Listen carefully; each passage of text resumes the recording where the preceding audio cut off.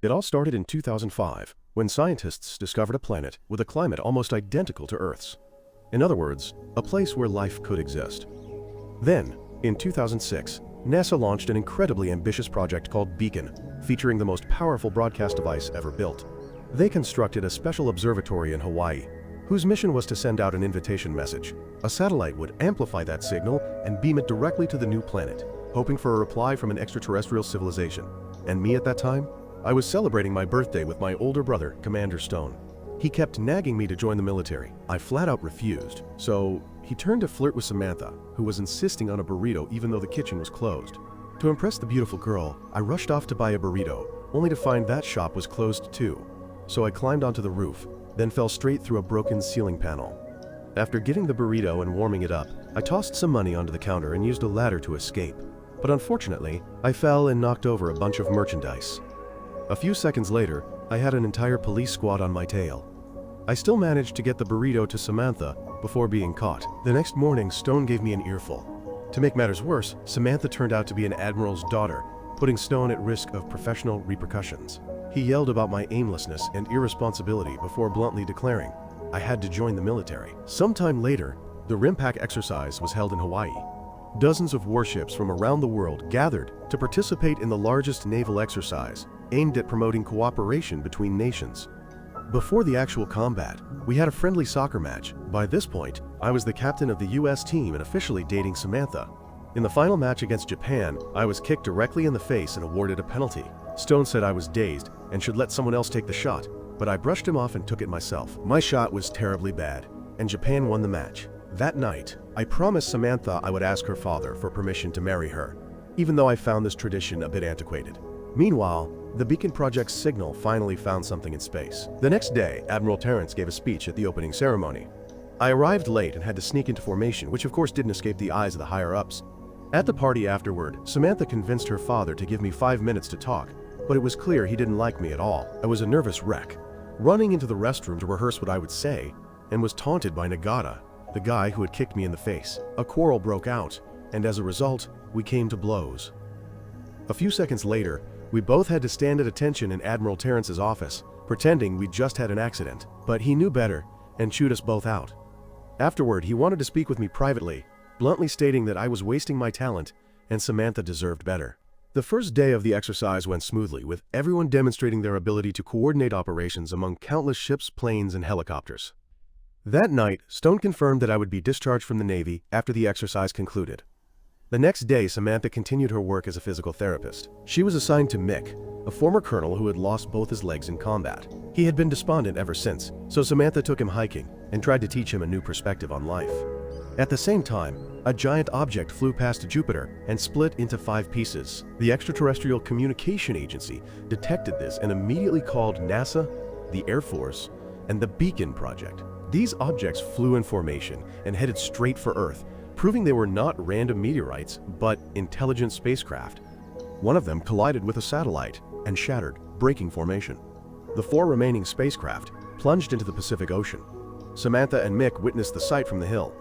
The shattered spacecraft crashed into Hong Kong, destroying countless buildings and claiming thousands of lives. Falling debris killed thousands more as they tried to flee. Soon after, technicians confirmed that these ships were from the new planet, meaning they were responding to humanity's signal. The entire fleet in Hawaii paused its exercise and began searching for the alien ships, even though they didn't appear on radar. Chinese scientists discovered that the broken ship was made of an unknown material, and its grid structure seemed to be a communication component. Hours later, we detected a strange object on the water, but it remained invisible on radar. A boat approached and attempted to make contact but received no response. I jumped onto the metal part and nothing happened, so I tried to touch the main structure, and an electric shock sent me flying. As Cora rushed to save me, the ship charged up and fired 2 beams of light into the sky. It created a force field surrounding the area, trapping half the fleet inside. Those inside couldn't communicate externally, and their radar began to malfunction. A fighter jet attempted to fly through the force field and immediately exploded.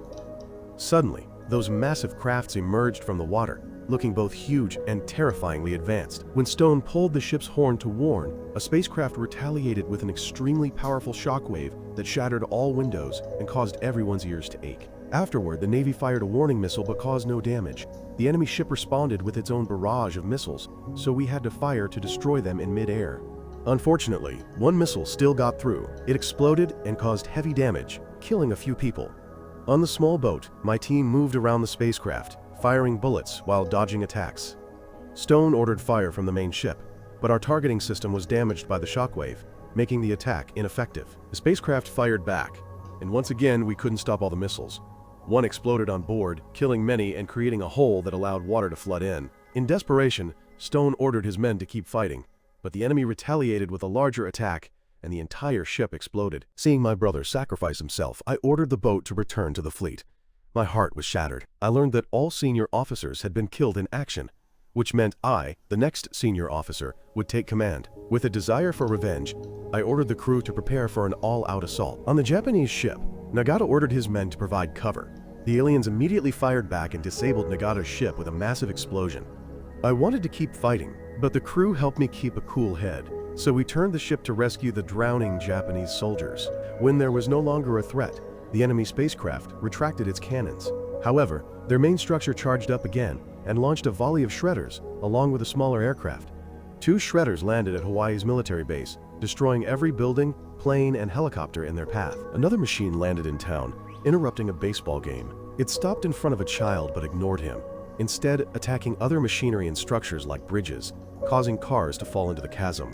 On the hill, Mick and Samantha saw the smaller aircraft fly by. Police found them and asked them to leave, but Mick stayed because he wanted to see the aliens firsthand. The aircraft landed next to the observatory and the pilot emerged to analyze the structure.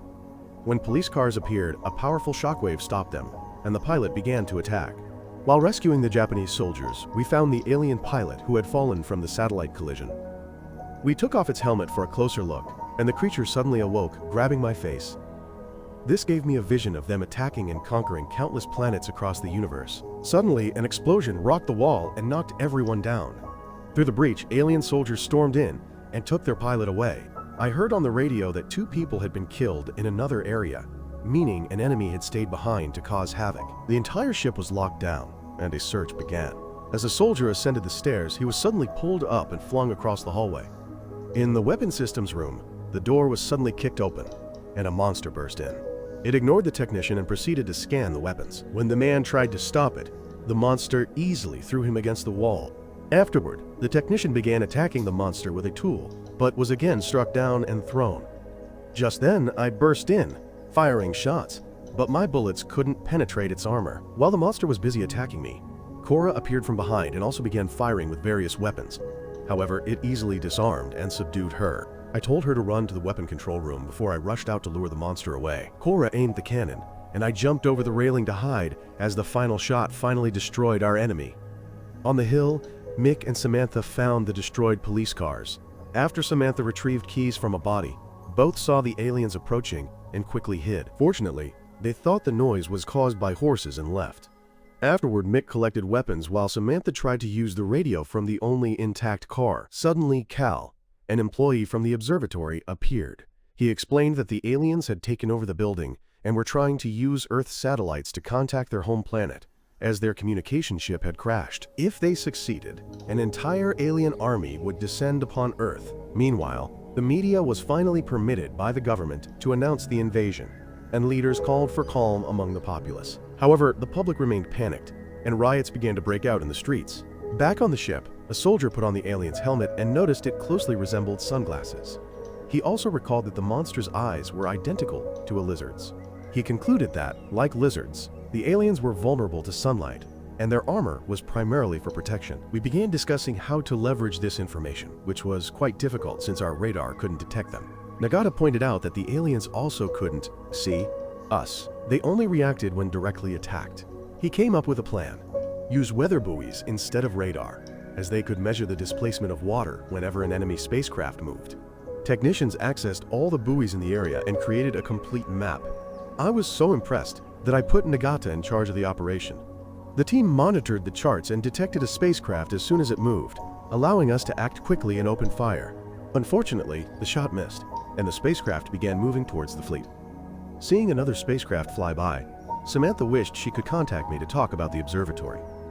Cal explained that the enemy was jamming their signals with an interference pulse, meaning it wasn't a comprehensive wall and there could be gaps to send messages through. To do that, he needed a device left behind in the observatory. Mick forced Cal to go get it.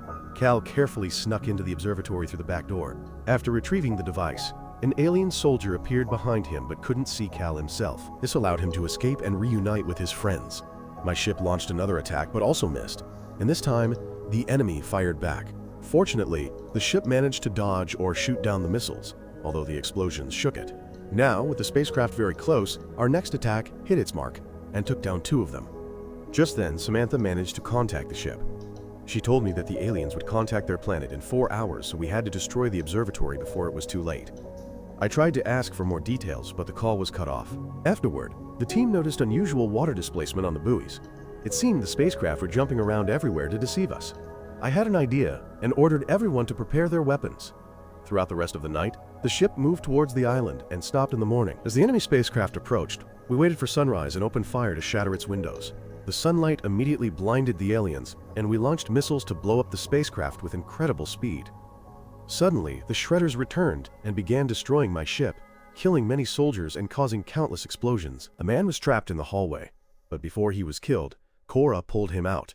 As the ship began to sink, the crew jumped into the sea to save themselves on life rafts. Nagata and I leaned on each other to climb onto the last remaining section, and jumped off just before the ship exploded. Seeing the scene from the hill, Samantha and Mick decided to go to the observatory, but Cal chose to stay behind. The soldiers on the life rafts felt defeated, but I said we could use a decommissioned battleship that was being used as a museum. We boarded it and discovered the systems were outdated, so shelling had to be done manually. We didn't have enough people or experience to operate them.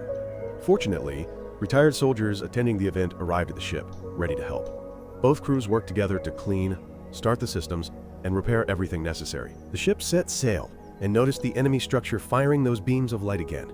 This time, it emerged from the water and transformed into a fighting machine. I ordered Cora to point the guns to one side, and the ship began to turn. When the enemy opened fire, I ordered the anchor dropped. The ship stopped, and the enemy's missiles fell into the water. Afterward, we worked at full speed to fire as many weapons as possible, causing damage bit by bit to the enemy spacecraft. The aliens fired back and caused some damage, but not enough to sink the ship. The crew continued to barrage and finally destroyed the enemy spacecraft, including the device maintaining the force field. This allowed the remaining half of the fleet, along with Terrence, to join the battle. Just then, the aliens in the observatory sent out their message, and a beam of light reached the sky. Mick and Samantha appeared in the police car and sped through the electrical connections until they crashed. This was enough to block the signal transmission, but now Samantha and a gun were stuck in the car. As an enemy approached, Mick lunged and began a fight. The enemy lost its helmet, and the sunlight blinded it, giving Mick an advantage until it knocked him down. As the creature was about to kill him, Cal reappeared and attacked it with his device. Then, Mick choked the monster to death while Cal helped Samantha. All 3 fled as others reconnected everything to resend the message. On the ship, the team together moved a special missile that would destroy the observatory. The destroyed spacecraft prepared more shredders. Since we only had one final shot, the team thought they would sacrifice themselves in this attack. The missile was fired and blew up the observatory, killing all aliens in the area and permanently blocking the message. As the shredders were about to destroy the battleship, fighter jets finally arrived and shot them down. The planes also finished off the remnants of the main spacecraft, ending the battle once and for all. Sometime later, the entire crew and Mick were awarded medals of honor. Fallen soldiers like Stone were also honored. Terrence promoted me to commander and gave me my own ship. After the ceremony, I finally asked Terrence for permission. He said no, but then revealed he was joking and invited me to get a burrito to celebrate. Meanwhile, in Scotland, 3 boys noticed a destroyed building and found a piece of an enemy spacecraft. They called a technician to cut it open and discovered a living alien creature inside. That's the end of my story. Make sure you subscribe to the channel and turn on notifications. Thanks for watching until the end, and see you next time.